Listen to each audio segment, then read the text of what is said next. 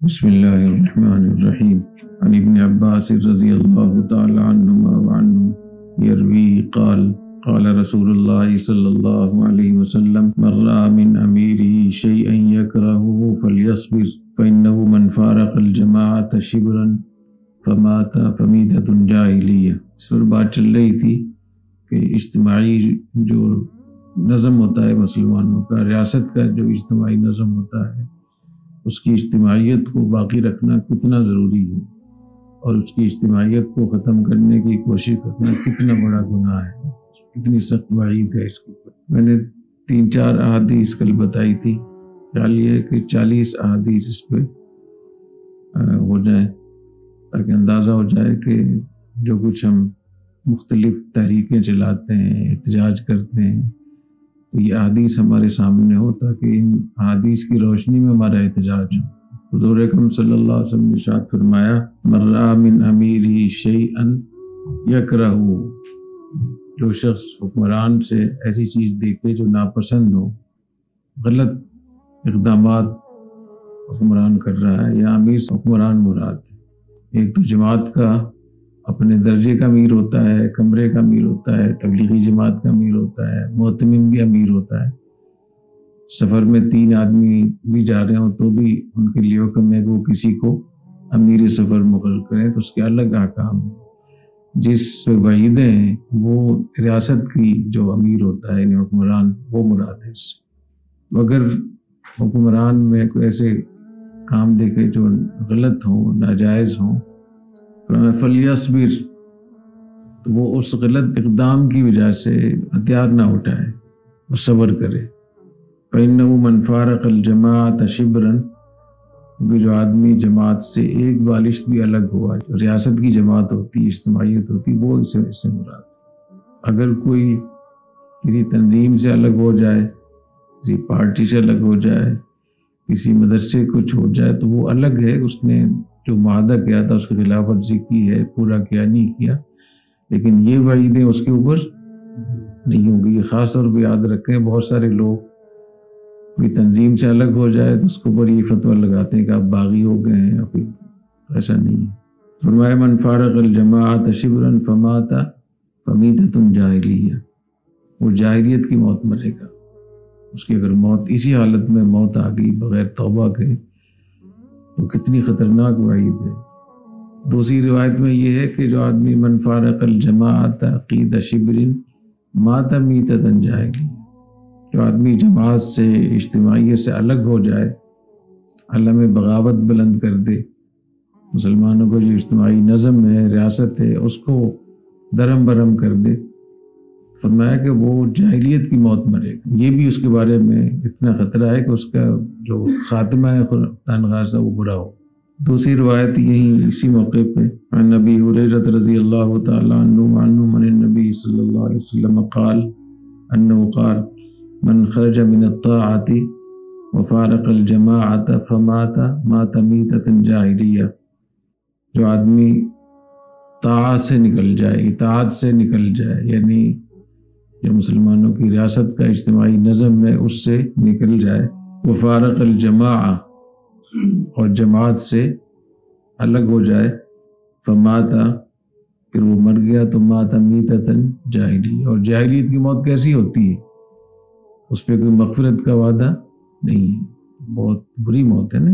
ومن قاتل تحت رایۃ عمیہ یغضب لعصبہ او یدعو الی عصبہ او ینصر عصبہ فقتل فقتلۃ جاہلیہ، جو آدمی عصبیت کے لیے لڑتا ہے، اس کے مقاصد واضح نہیں ہے، اس کی آگے تفصیل بیان کر دی کہ عصبیت کی وجہ سے غصہ آ رہا ہے، عصبیت کی وجہ سے وہ لڑ رہا ہے، عصبیت کی وجہ سے وہ مدد کر رہا ہے، اور پھر وہ مارا گیا، تو میں کہ یہ قتلۃ جاہلیہ، یہ بھی جاہلیت کی موت ہے۔ عصبیت کس کو کہتے ہیں؟ ایک صحابی نے پوچھا یا رسول اللہ، اپنی قوم کی مدد کرنا کیا یہ عصبیت ہے؟ تو میں لا، نہیں، یہ عصبیت نہیں ہے۔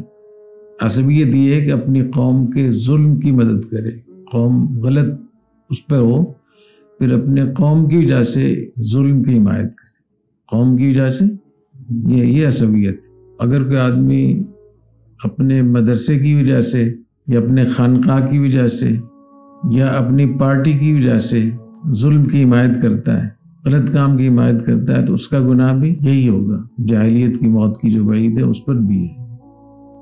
تو اپنی قوم کے لیے نیک کام کرنا، رفائی کام کرنا، بیواؤں کے لیے، یتیموں کے لیے، ضرورت مندوں کے لیے ان کو گھر بنا کر دینا، ان کی مشکلات میں مدد کرنا، ان کی تھانہ کچہری دیکھنا، یہ سب ثواب ہے، یہ اس کو برا نہیں کہا گیا۔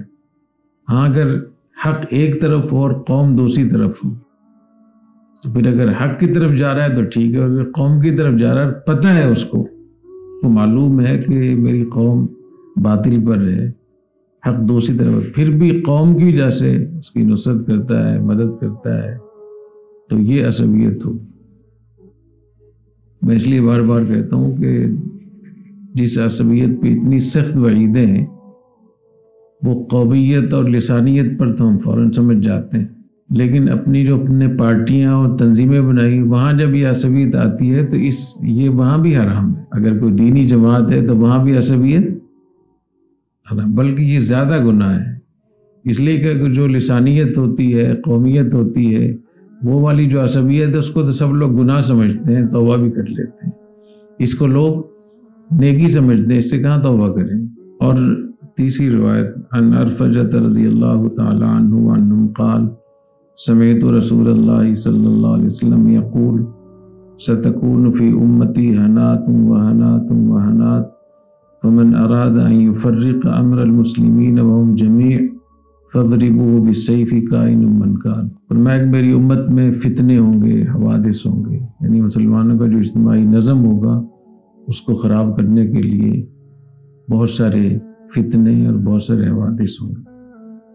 فمن اراد ان یفرق امر المسلمین، جو شخص مسلمانوں کے اجتماعی نظم کو بکھیرنا چاہے، توڑنا چاہے، وہم جمیع، حالانکہ وہ اکٹھے ہوں، فرمایا فضربوہ بالسیف، اس کو تلوار سے اڑا دو، کائن من کان، جو بھی ہو۔ وہ اتنی سخت وعید ہے مسلمانوں کی اجتماعی نظم کو جو آدمی خراب کرتا ہے۔ عن عبداللہ بن مسعود رضی اللہ تعالی عنہ وعنہم قال قال رسول اللہ صلی اللہ علیہ وسلم انہا ستکون بعدی اثر و امور تنکرونہا۔ حضور اکرم صلی اللہ علیہ وسلم نے ارشاد فرمایا کہ میرے بعد تمہاری حق تلفی ہوگی، ترجیحی فیصلے ہوں گے، امتیازی سلوک ہوگا تمہارے ساتھ، غلط اقدامات ہوں گے حکمرانوں کی طرف سے۔ قالوا یا رسول اللہ کیف تأمر من ادرک منا ذلک، اگر ہم میں سے کوئی ایسا زمانہ پائے تو آپ کا کیا حکم ہے ہمارے لیے، ہمیں کیا کرنا ہوگا؟ فرمایا تؤدون الحق الذی علیکم، ریاست اور حکمرانوں کو جو تم پر حقوق ہیں وہ اس کو ادا کرو، وتسألون اللہ الذی لکم، اور جو تمہارا حق وہ نہیں دے رہا وہ اللہ سے مانگو، تاکہ مسلمانوں کا اجتماعی نظم اور ریاست کا نظام خراب نہ ہو۔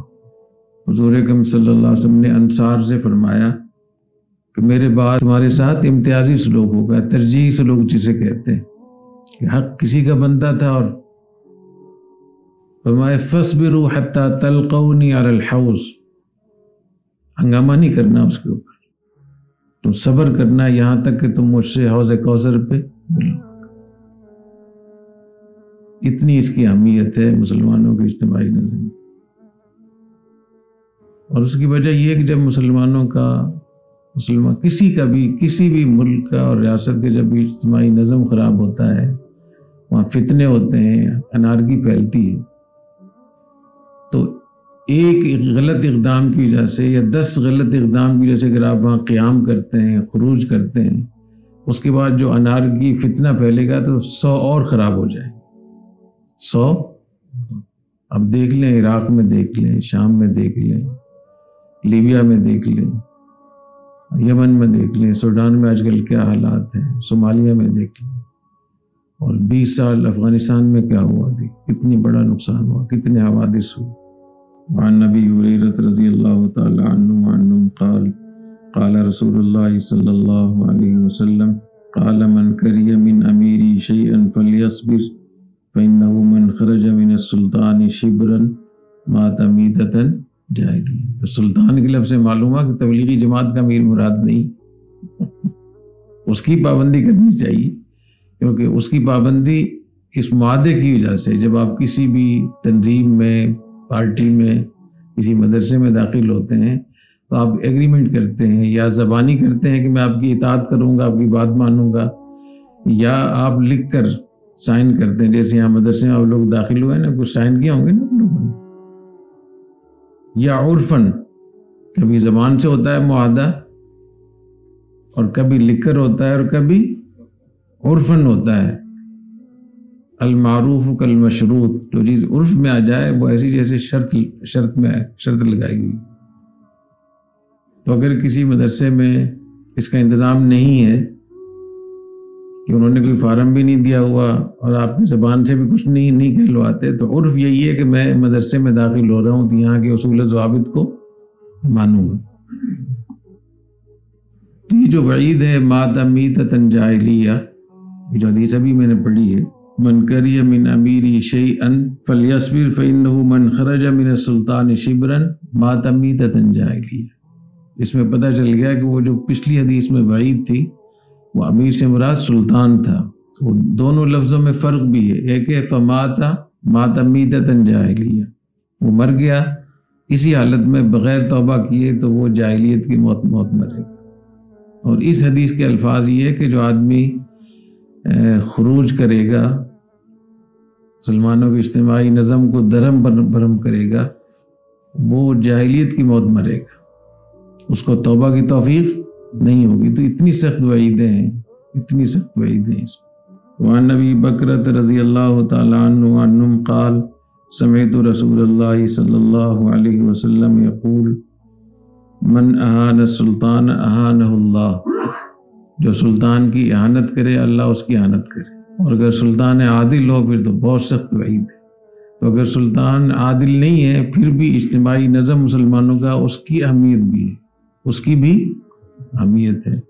اس لیے امام ابن تیمیہ وہ فرماتے ہیں کہ 60 سنة من امام جائر خیر من لیلۃ واحدۃ بلا سلطان۔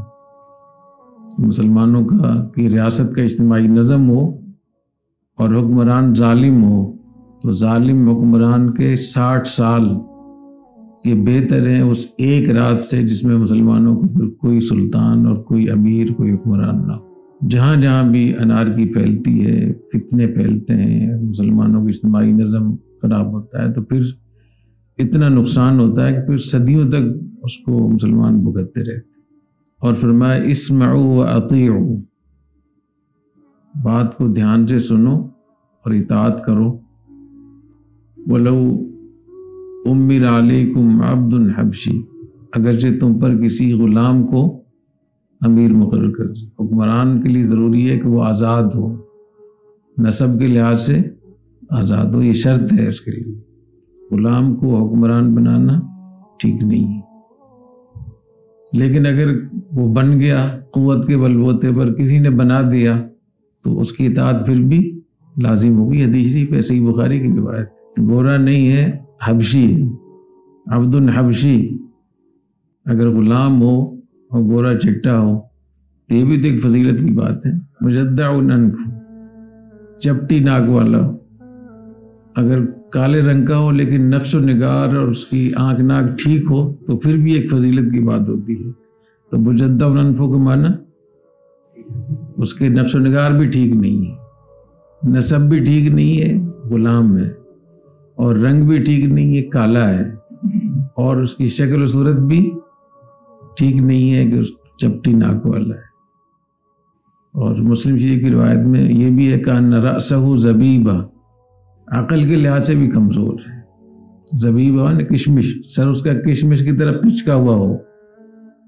مسلمانوں کے اجتماعی نظم کو باقی رکھنے کے لیے پھر بھی اس کی اطاعت واجب ہوگی۔ اطاعت نہیں کریں گے تو اس سے آپ اندازہ لگائیں کہ ہمارے ہاں ریٹ کو چیلنج کرنا، جو قوانین ہوتے ہیں، جائز قوانین ہوتے ہیں، ان کی خلاف ورزی کرنے کو ہم اپنا ایک فخر سمجھتے ہیں کہ ہم نے یہ کام کیا۔ ایک اور روایت ہے، فرمایا اذا رأى من امیری شیئا فلیکرہ ما یأتی من معصیت اللہ، حکمران اگر اللہ کی نافرمانی کا اقدام کرتا ہے، کوئی ایسا عمل کرتا ہے جو اللہ کی ناراضگی کا سبب ہے، ناجائز ہے، حرام ہے، تو یہ اس کو ناپسند سمجھے. ایسا نہیں ہے کہ حکمران کی وجہ سے اس کو صحیح سمجھنے لگے. اور اس کے پھر بہت سارے اس کے درجات ہیں، اس کے لیول ہیں کہ اس کو کس حد تک احتجاج کرنا چاہیے، کلمہ حق کیسے کہے. وہ بھی حدیث میں صراحتاً موجود ہے کہ کلمہ حق کیسے کہنا ہے. تو فرمایا کہ اس کے اس اقدام کو غلط سمجھے اور اس غلط اقدام کی اطاعت بھی جائز نہیں ہوگی. لیکن فرمایا کہ وَلَا يَنزِعَنَّ يَدًا مِّن طَاعَةٍ، رٹ کو چیلنج نہ کرے، خروج نہ کرے. پھر بھی اس کی اجازت نہیں ہے کہ آپ خروج کر لیں، ہتھیار اٹھا دیں. ہاں اگر قانونی طریقے اختیار کرتے ہیں، پرامن طریقے سے آپ احتجاج کرتے ہیں، تو نہ صرف یہ کہ وہ جائز ہے بلکہ وہ افضل ہے، بہتر ہے، اور کہیں بعض مواقع میں وہ فرض بھی. تو اس کی یہ نہیں کہا گیا کہ آپ چپ کر کے بھیگی بلی بن کے بیٹھ جائیں، بلکہ آپ کو بات کرنی چاہیے، کلمہ حق کہنا چاہیے. اللہ تعالیٰ میں توفیق عطا فرمائے. سبحانک اللہم و بحمدک، اشہد ان لا الہ الا انت، استغفرک و اتوب الیک.